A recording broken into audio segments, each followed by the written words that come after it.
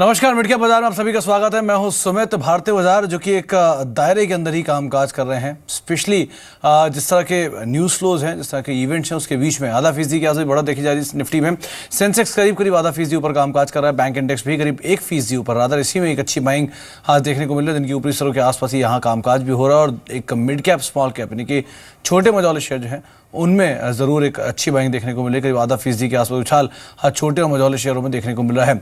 कुछ देर पहले एक अहम खबर आई थी। खबर है जो ट्रकों पर डीजल, पुरानी गाड़ियों पर जो जानकारी है दिल्ली पुलिस को देनी होगी आरटीओ तरफ से। रादर जो खबर है कि 10 साल पुरानी डीजल गाड़ियों को डी रजिस्टर करने के आदेश दिल्ली में सभी आरटीओ तक पहुंचा दिए गए हैं और तत्काल प्रभाव से ये फैसला लागू करने के आदेश दिए गए कि जो भी पुरानी 10 साल पुरानी गाड़ियाँ हैं डीजल की, उनको जो है उनके ऊपर रोक लगाने के लिए जो निर्देश हैं वो आरटीओ को दिए जा चुके हैं।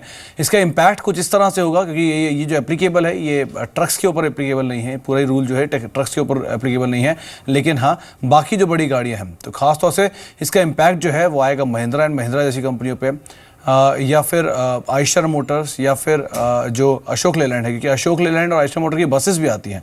तो अगर ट्रक्स पे एप्लीकेबल नहीं तो हाँ ज़रूर बसेस पे एप्लीकेबल होगा। उसके अलावा छोटे व्हीकल्स भी आते हैं, अशोक लेलैंड जैसी कंपनियों के छोटे व्हीकल्स भी आते हैं तो उनके ऊपर काफ़ी इंपैक्ट आएगा। टाटा मोटर्स जैसी कंपनियों के ऊपर इसका एक इंपैक्ट आता दिखाई पड़ेगा, या फिर फोर्स मोटर जैसी कंपनी जो कि ऑलरेडी डीजल के कई सारे प्रोडक्ट्स बनाती है तो उनके ऊपर कुछ इंपैक्ट आता दिखाई पड़ेगा। हालांकि इसका फ़ायदा मारुति के ऊपर, क्योंकि जो पेट्रोलियम जिनका पोर्टफोलियो काफ़ी स्ट्रॉन्ग है उनके ऊपर से साफ तौर पर फायदा आता हुआ दिखाई पड़ेगा। और दूसरा इसका फायदा उन कंपनियों के ऊपर भी आएगा जो कि इससे पोल्यूशन नॉर्म्स को ईज आउट करने के लिए, फिर पोल्यूशन जो डिवाइसेस बनाती हैं पोल्यूशन को कर्टेल करने के लिए, उन कंपनियों को उसका इनडायरेक्ट इंपैक्ट आता दिखाई पड़ेगा। लेकिन हाँ डायरेक्ट इंपैक्ट वो आएगा साफ तौर से इन 5 कंपनियों के ऊपर जो कि डीजल पोर्टफोलियो में इनका ज़्यादा स्ट्रॉन्ग है और डीजल पोर्टफोलियो में स्पेशली वो प्रोडक्ट्स जो कि खास तौर से ट्रक्स में नहीं है लेकिन ट्रक्स के अलावा बाकी सेक्टर से कामकाज करते हैं। तो पूरे स्पेस के ऊपर आपको नजर रखनी होगी। टाटा मोटर्स, M&M, मारुति सभी फिलहाल हरे निशान में ही कामकाज कर रहे हैं। 1 से 1.5% या फिर अदर 2-2.25% तक की बढ़त भी देखने को मिल रही है। इसके अलावा हमारे साथ 2 जानकार मौजूद हैं, बातचीत करेंगे उनसे भी और साथ साथ राय भी जानेंगे। लेकिन एक बार पहले मार्केट्स पे नज़र डाल लेते हैं। स्पेशली आज बैंकिंग स्पेस में अच्छी बाइंग देखने को मिली। एक तेज़ बाइंग है बैंकिंग स्पेस के अंदर। खास तौर से PSU बैंक्स तो पार्टिसिपेट कर ही रहे हैं लगातार। PNB से शेयर जहाँ पे एक अच्छी तेज़ी देखने को मिल रही है। SBI करीब आधा फीसदी ऊपर है। BOB, union bank, IDBI bank, ये सभी वो शेयर हैं जहाँ पर करीब आधे से 1.5% तक का उछाल देखने को मिल रहा है। और इसके अलावा जो प्राइवेट सेक्टर के बैंक हैं वहाँ पर भी एक अच्छा मूव आता दिखाई पड़ रहा है। हमारे साथ बातचीत करने के लिए अब कुछ और भी लोग मौजूद हैं। असीम मौजूद है। इनफैक्ट असीम से हम बातचीत भी कर रहे थे अभी। जो खबर आई थी डीजल पुरानी गाड़ियों को रजिस्टर करने वाली खबर, उसको लेकर असीम जो पूरा अपडेट है, स्पेशली ट्रक्स को इसमें परव्यू में नहीं रखा गया, उन्हें बाहर रखा गया है, लेकिन बाकी बड़ा सेटबैक कह सकते हैं सभी तरह की कंपनियों के, सभी कंपनियों के लिए जो कि डीजल पोर्टफोलियो में कामकाज कर रही हैं। देखिए, अगर आप ऑटो कंपनियों की बात करें तो ऑटो कंपनियों के लिए एक पॉजिटिव खबर होगी, क्योंकि 10 साल की पुरानी गाड़ियां रिप्लेस होंगी तो नई गाड़ियां जो है वो बिक्री उनकी जो है बढ़ जाएगी। तो एक ये ऑटो कंपनियों के लिए एक पॉजिटिव, इस खबर को हम पॉजिटिव तौर के ऊपर देख सकते हैं। क्योंकि अगर पुरानी गाड़ियां सड़क से हटाई जाएंगी तो एक बार ऑटो कंपनी ने अगर कार बेच ली तो उसके बाद उसका कोई भी कंसर्न जो है वो नहीं रह जाता है। लेकिन अगर नई गाड़ियां उसकी बिक्री होंगी तो ऑटो कंपनियों के लिए यहाँ पे पॉजिटिव खबर है कि उनको नई गाड़ियां जो है उनकी बिक्री होंगी। अब फिलहाल आरटीओ के ऊपर ये जिम्मेदारी सौंपी गई कि वो उसको इम्प्लीमेंट कैसे करते हैं।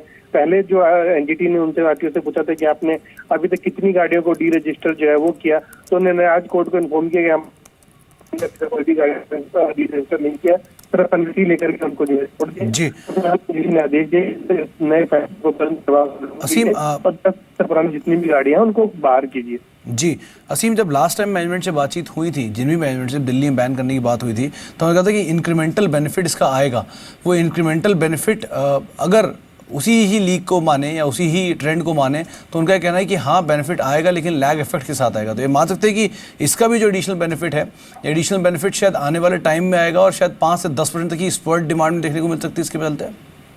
जी देखिए, डिमांड तो इसकी बढ़ेगी क्योंकि जितनी भी 10 साल से पुरानी गाड़ियां हैं उनको डिस्पोज ऑफ जो है वो करना पड़ेगा आपको, उनको या तो दूसरे स्टेट के अंदर रजिस्टर कराना पड़ेगा।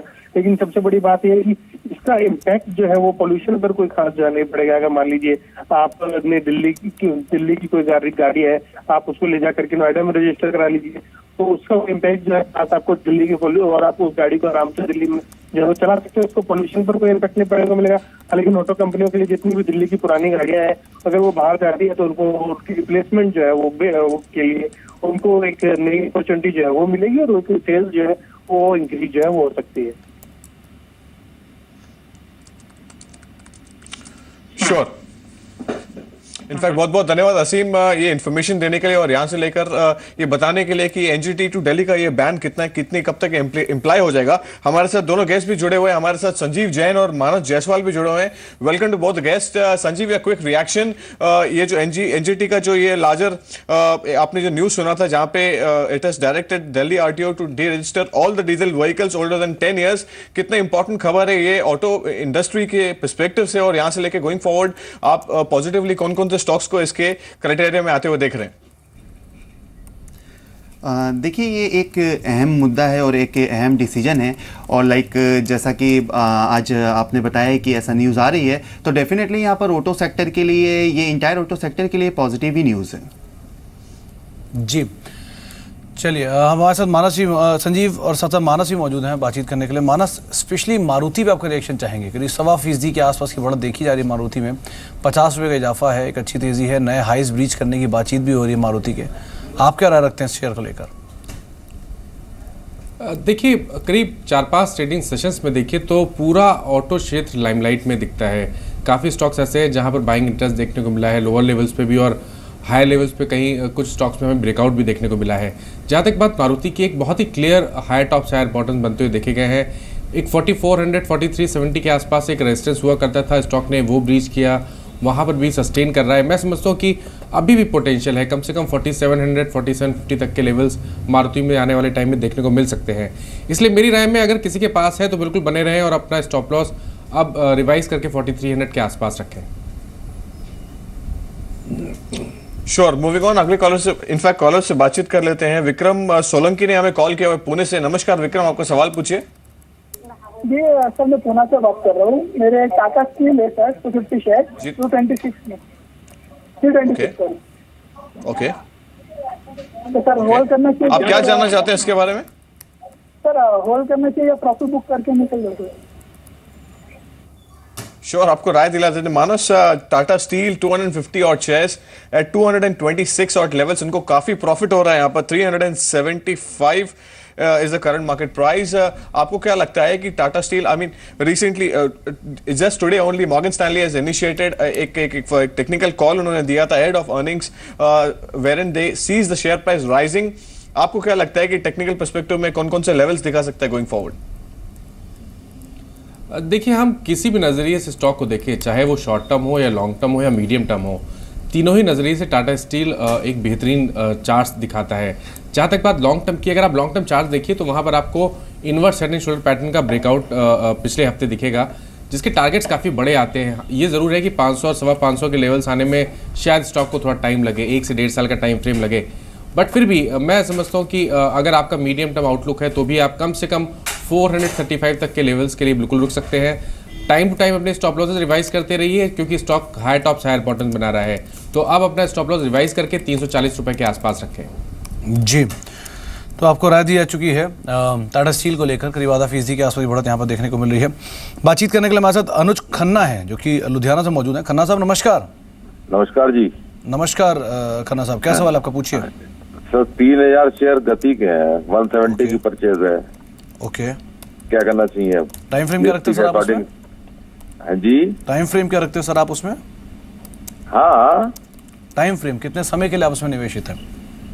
फिलहाल तो जीएसटी के हिसाब से लिया था, लेकिन जरूरत पड़ेगी तो रुक जाएंगे, कोई आफत नहीं आ रही। ओके, संजीव, इनका सवाल गति पर है। 3000 शेयर लिए हैं, 170 के भाव पे नहीं खरीदारी है। इन्होंने खुद ही मेंशन कर दिया कि जीएसटी के आधार पर इन्होंने खरीदारी की है। 8 रुपये का मुनाफा है, क्या कर सकते हैं? मुनाफा लेकर निकल जाएं या फिर अभी रुके रहें?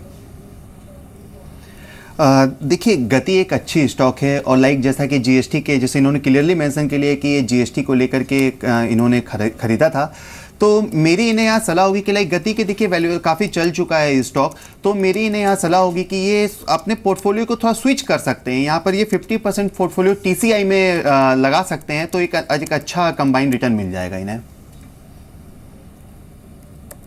श्योर, अगले कॉलर है मिस्टर रोहन फ्रॉम बैंगलोर। नमस्कार रोहन, आपका सवाल पूछिए। जी नमस्कार। मैंने आंध्रा बैंक की 120 शेयर्स खरीदे थे 63 की प्राइस पे, और मेरा टाइम फ्रेम है 1 और 2 ईयर्स।